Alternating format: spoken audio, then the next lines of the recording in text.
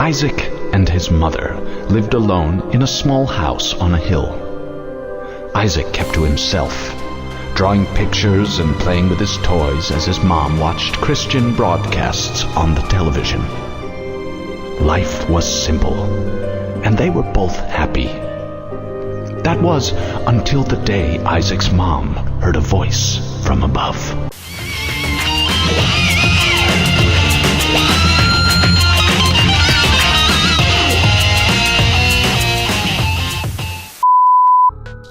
Hey guys, Jesus Quesadilla here, and I decided to take a break from playing The Legend of Zelda Majora's Mask.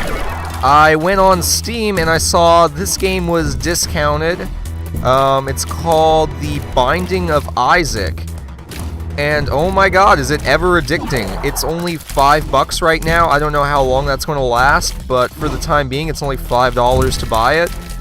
That's Steam on the PC, and I'm trying to think how I can best describe this game.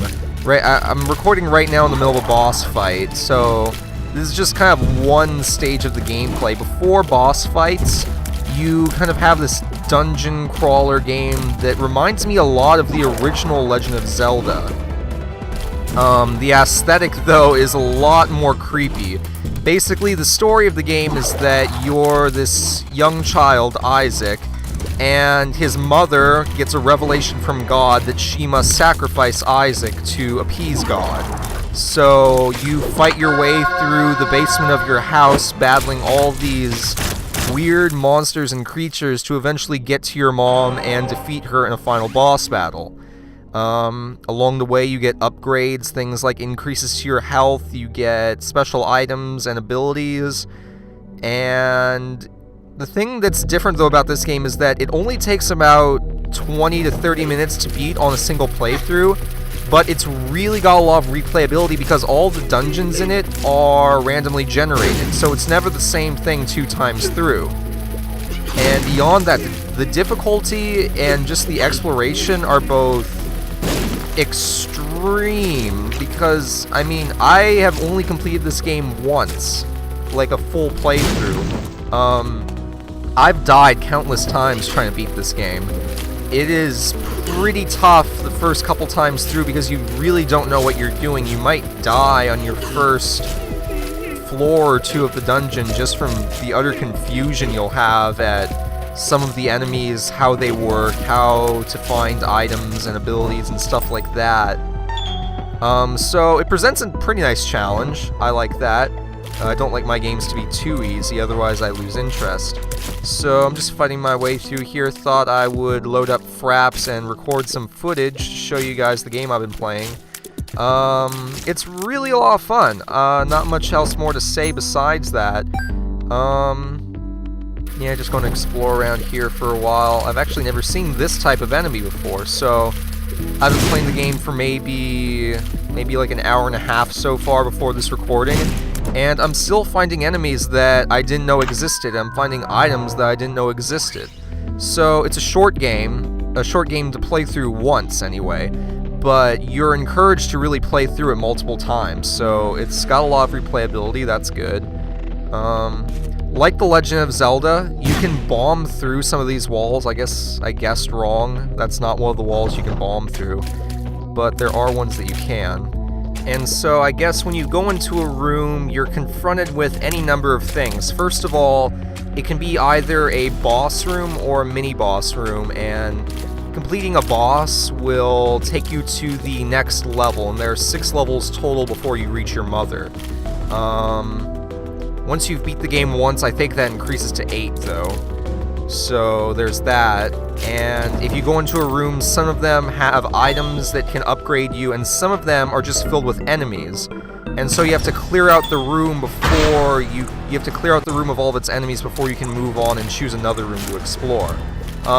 In the top left there's the map, and that kind of identifies what rooms you've already been to.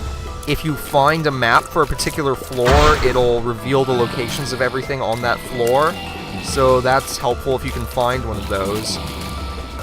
Again, everything is randomly generated here, so you never really learn what to expect because the game's always throwing something new at you. and it manages to stay fresh for quite a long time. I've yet to encounter the same type of enemies back to back in any of my playthroughs of this game. And so I'm just going to clear out this room here. I don't know how many times these enemies are going to spawn. I've actually never been in a room like this where you open up a chest and then the door locks behind you. It's a little creepy. General strategies I tend to employ are to group enemies in a circle if you can and just kind of like strafe around them and try and shoot them while they're in the middle of the room, if you can manage to do that anyway. And it looks like I was successful.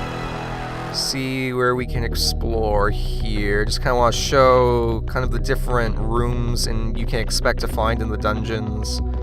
I showed off about like a little boss battle at the start. The bosses all have different strategies, although the one thing you can kind of just expect is that you can use bombs to kill them really easily.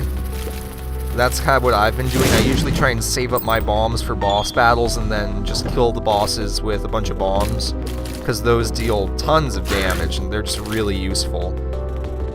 Dance around these guys. Yeah. Some enemies, when they die, they kind of like explode and they send little things out everywhere that can damage you if you let them hit you, so just try and avoid that if you play this game. Let's see what's over here.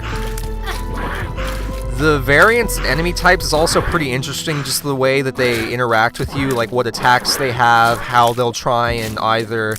Some enemies are confrontational, they'll come right at you, others actually try and hide from you.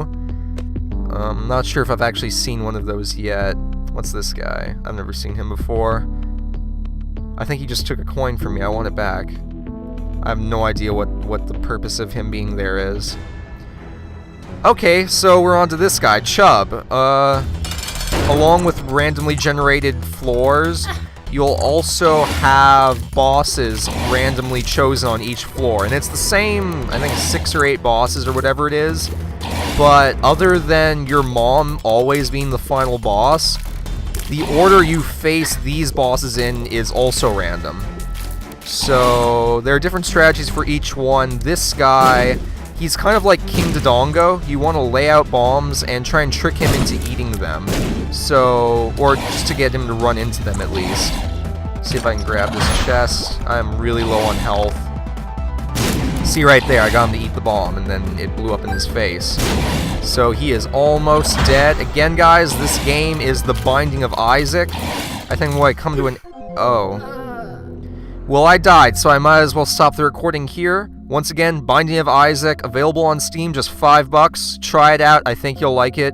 This has been Jesus Quesadilla, guys. Peace.